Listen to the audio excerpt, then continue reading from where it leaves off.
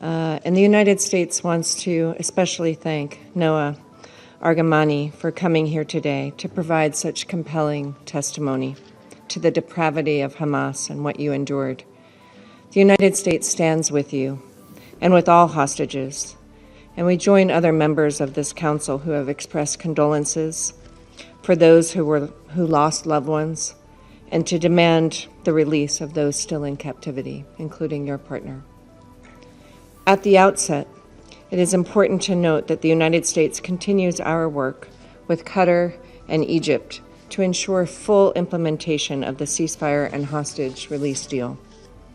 The depth of Hamas's cruelty knows no ends, and we are appalled and horrified by their desecration of the remains of Shiri Bibas. This is a gruesome scene, and we join the people of Israel in mourning the loss of several members of the Bibas family. Kafir was not even a year old when he was taken, along with his 4-year-old brother, Ariel. They were cruelly murdered by Hamas. We also mourn the loss of Oded Lifshitz, a lifelong peace activist whose remains were also returned to Israel.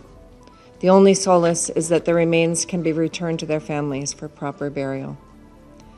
Despite the squalid conditions in which he was held, we are glad that American citizen Sagai Dekel Hen was released after nearly 500 days in captivity.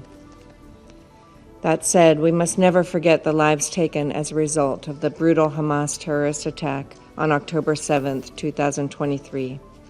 And the horrors endured by countless innocent people in the war that followed as a result of Hamas's actions.